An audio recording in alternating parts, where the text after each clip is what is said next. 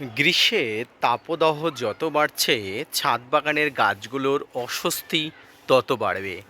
যত রৌদ্রের দাপট বাড়বে গাছের পাতা পোড়া থেকে শুরু করে বিভিন্ন ধরনের শারীরিক সমস্যাগুলো দেখা যাবে। Hello friends, welcome to my channel. আজকের ভিডিও থেকে আলোচনা করব ছাদ বাগানের অন্যতম জনপ্রিয় এবং প্রত্যেকের গাছের একটি ফল, সেটা হলো পেয়ারা ফল। গ্রীষ্মের শুরুতেই অর্থাৎ মার্চ মাসেই আপনার ছাদ বাগানে থাকা পেয়ারা গাছের কি পরিচর্যা করবেন, কীভাবে গাছগুলোকে দেখভাল করবেন, আসুন তাই নিয়ে থাকছে আজকের বিস্তারিত আলোচনা। না স্কিপ করে কন্টিনিউ করুন।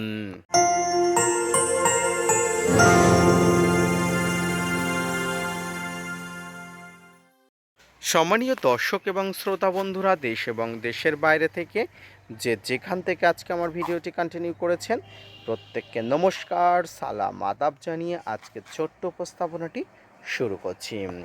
পেয়ারা আমাদের প্রত্যেকের জনপ্রিয় একটি ফল। বিভিন্ন জাতের পেয়ারা বর্তমান ছাদ বাগানে অবস্থান করছে এবং আমরা বিভিন্ন ট্রাস্টেড নার্সারি থেকে পেয়ারা গাছ নিয়ে আসছি। তবে থাই প্রজাতির এবং বারুইপুর প্রজাতির পেয়ারাগুলোতে ফলনে সর্বশ্রেষ্ঠ এবং টেস্ট কিন্তু সবার আগে। তাই ছাদ বাগানে পেয়ারা গাছ লাগানোর আগে আপনি বিশেষ কতগুলো পেয়ারা গাছ যেগুলো প্রচুর ফলন হয়, ভালো ফলাফল দেয়, সেই জাতির পেয়ারা গাছগুলো লাগাবেন। তার জন্য ট্রাস্টেড নার্সারি থেকে আপনি পেয়ারা গাছ নিয়ে আসবেন। দ্বিতীয় বিষয় হলো, পেয়ারা গাছগুলোকে আপনি অবশ্যই গ্রাফটেড যেন হয়, গ্রাফটেড চারা নেবেন। এই সময়ে গ্রীষ্মের তাপদাহ যত বাড়বে ছাদ বাগানে পেয়ারা গাছের অস্বস্তি, পাশাপাশি ছাদ বাগানের বিভিন্ন গাছের অস্বস্তি যেমন পাতা পোড়াজনিত সমস্যা অনেক বাড়বে।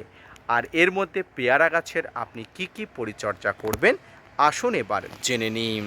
প্রথম যে পরিচর্যাটি আপনাকে করতে হবে সেটা হলো গাছের গোড়াতে ভরপুর খাবার।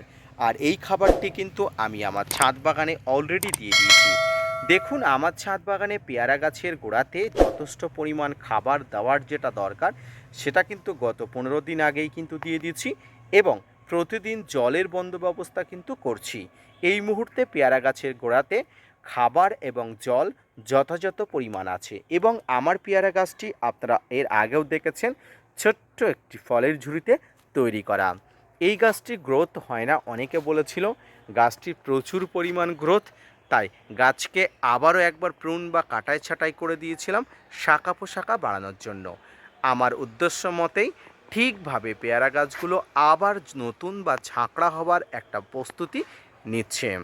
যাদের ছাদ বাগানে পেয়ারা গাছের প্রচুর পরিমাণ ঝাঁকড়া করতে চান, আপনাকে বলবো মাঝে মাঝে পেয়ারা গাছকে প্রুন বা কাটাই ছাঁটাই করে রাখবেন। এই প্রুন বা কাটাই ছাঁটাই করলে গাছ মনের মতো আপনি বাড়াতে পারবেন। আর এর জন্য আপনাকে দিতে হবে গাছের গোড়াতে খাবার। যেহেতু বর্ষার সময় ছাদ বাগানে পেয়ারা গাছের ফলন হয়, তাই এই মুহূর্তে আপনাকে প্রুন কাটাই ছাঁটাই করে গাছগুলোকে বাড়িয়ে নিতে হবে মনের মতো। আর প্রুন বা কাটাই ছাঁটাই করার পরবর্তীতে যদি আপনি সঠিক খাবার প্রদান করতে পারেন, তাহলে গাছ প্রচুর পরিমাণ শাখা পোশাখা বাড়াবে। ঠিক তেমনভাবেই আপনাকে পরিচর্যা করতে হবে। এর পাশাপাশি গাছের গোড়াতে আপনাকে যেমন ভারী খাবার দিতে হবে, মাঝে মাঝে তরল খাবার, যেটাকে তরল মিশ্র খাবার বলে, সেই খাবারটাও দিতে হবে। আর এই তরল মিশ্র খাবারের মধ্যে সরিষার খোল পচানো জল, কলার খোসা ভিজানো জল, চাল ধোয়া জল, এই ধরনের খাবারগুলো আপনি দেবেন, যেখানে ফসফেট, পটাশ, ম্যাগনেসিয়াম সব কিছুর উপাদান থাকে। সেইগুলো দিলে গাছ যেমন ভালো হয়, ডালপালা সুস্বাস্থ্যবান হয় এবং প্রচুর পরিমাণ ঝাঁকড়া হয়। পেয়ারা গাছের সবচেয়ে সমস্যা দেখা যায় কচি পাতা আসলে। কচি পাতা আসলে পেয়ারা গাছের অনেক ধরনের পোকামাকড়ের আক্রমণ দেখা যায়। আর এই পোকামাকড়ের আক্রমণকে বাঁচাতে আপনাকে যথাযথ কীটপতঙ্গ নাশক এবং ফাঙ্গিসাইড ব্যবহার করতে হবে। কীটপতঙ্গনাশক এবং ফাঙ্গিসাইড ছাদ বাগানে পেয়ারা গাছের জন্য আবশ্যিকভাবে ব্যবহার করতে হবে। ডাইমাটের 30%, মিডাক্লোপিড, সাইপারমেট্রিন, সোবিক্রান 425 ইসি বা নাইট্রো কম্পোজিশনের কীটনাশকগুলো আপনি নির্দিষ্ট অনুপাতে ব্যবহার করবেন, আপনার কাছে যেটি থাকুক না কেন। প্রতি 7 দিন অন্তর পেয়ারা গাছের কচি পাতা আসলে আপনাকে ব্যবহার করতে হবে গাছে। এর পাশাপাশি আমি ভিডিওর মধ্যে বলেছি পটাশের সোর্স গাছে বাড়াতে হবে। পটাশের সোর্স গাছের গোড়াতে যেমন দিতে হবে, ঠিক তেমনি গাছে স্প্রে করতে হবে। গাছের গোড়াতে দিতে চাইলে আপনি লাল পটাশ, যেটাকে আমরা মিউরেটেড অফ পটাশ, যেটাকে এমওপি নামে চিনি, এই লাল পটাশ দিতে হবে। গাছের পাতাতে স্প্রে করতে চাইলে এসওপি অর্থাৎ সালফেট অফ পটাশ দিতে হবে, যেটাতে গাছ সুস্থ সবল স্বাভাবিক এবং গাছের ভিতর থেকে অর্থাৎ ইন্টারনাল শক্তিশালী হয়ে উঠবে। সুপ্রিয় দর্শক মণ্ডলী, ছাদ বাগানে পেয়ারা গাছকে হৃষ্টপুষ্ট বা শাখা পোশাকাযুক্ত করতে এই পটাশ সারের জুড়ি মেলা ভার। তাই পটাশকে আপনাকে ব্যবহার করতে হবে মনের মতো হারে। পাশাপাশি এই সময় গাছের যে প্রচণ্ড কষ্ট শুরু হয়, অর্থাৎ প্রচণ্ড গ্রীষ্মের তীব্রতা শুরু হচ্ছে, আর এই তীব্রতা থেকে গাছকে বাঁচাতে আপনাকে মাঝে মাঝে দুটি জিনিসের কথা বলে দেব।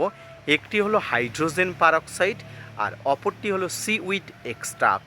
এই হাইড্রোজেন পারঅক্সাইড প্রচুর পরিমাণ গাছকে স্বস্তিদায়ক অবস্থায় নিয়ে আসে, যেটা যদি আপনি সপ্তাহে একবার করে গাছে স্প্রে করেন, গাছে দেখবেন খুব সুস্থ স্বাভাবিক থাকছে। এবং সিউইড এক্সট্রাক্ট এই প্রচণ্ড গ্রীষ্মে গাছে ঝিমিয়ে পড়লে, গাছ স্বাস্থ্যবান না হলে, গাছের প্রচুর পরিমাণ এনার্জি লস হয়ে গেলে আপনি সিউইড এক্সট্রাক্টের তরল আছে, এটা ব্যবহার করে গাছের ঝিমুনি কাটাতে পারেন।